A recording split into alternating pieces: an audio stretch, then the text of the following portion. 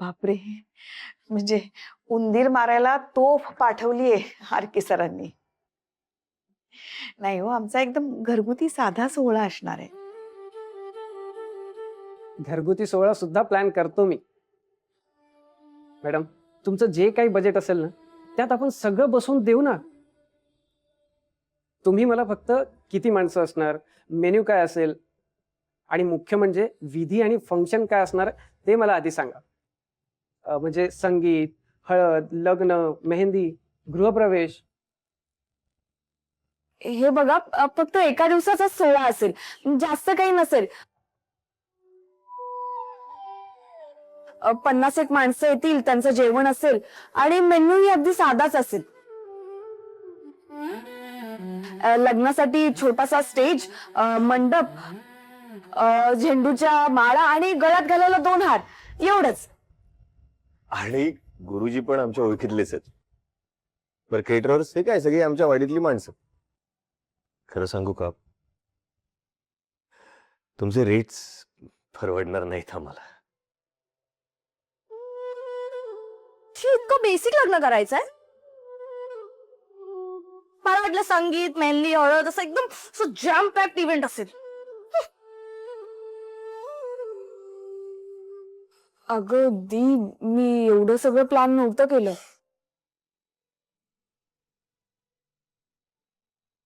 अहो, काहीच हरकत नाही. एकाच मांडवाखाली सगळं करा. मला फक्त वेळ सांगा.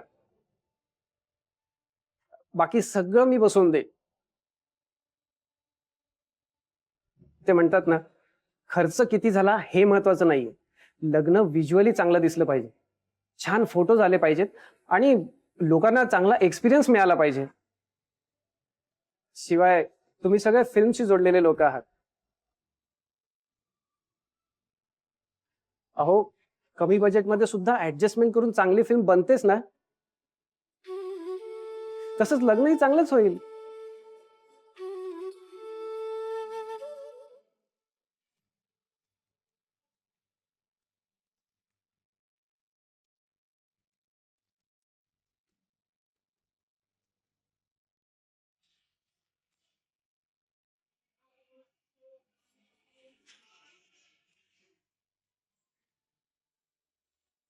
Happy wedding day वायफी.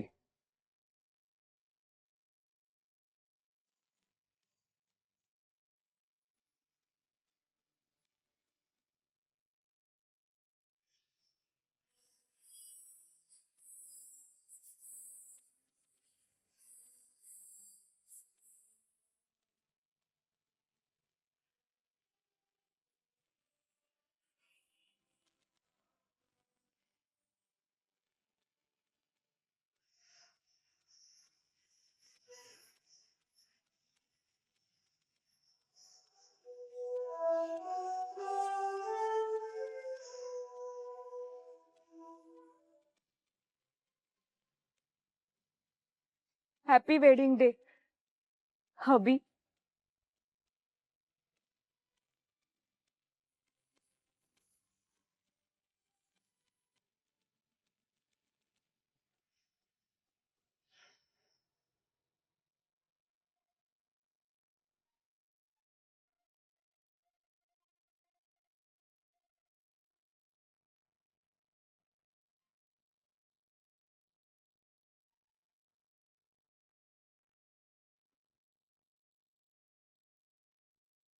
कारण लग्नच नाही तर संसार ही सुद्धा एक मोठी पार्टी असते.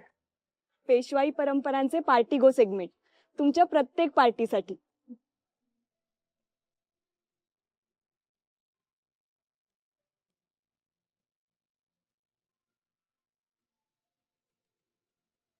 पार्टी तर संपली, आता माझं गिफ्ट.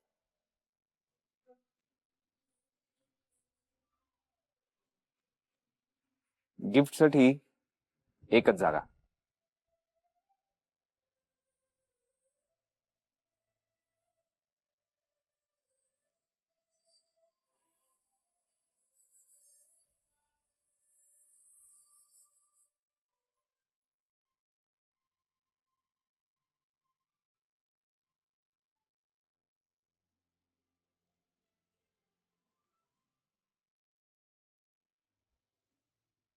हे केवढे क्लोजअप शॉट्स लावलेत तुम्ही माझे.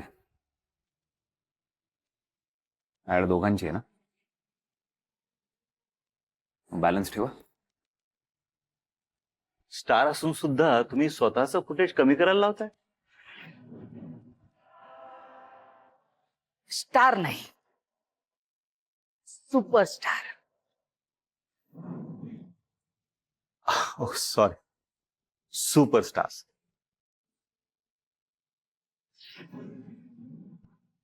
काय आहे ना, ऍक्टरपेक्षा प्रॉडक्ट महत्वाचा आहे.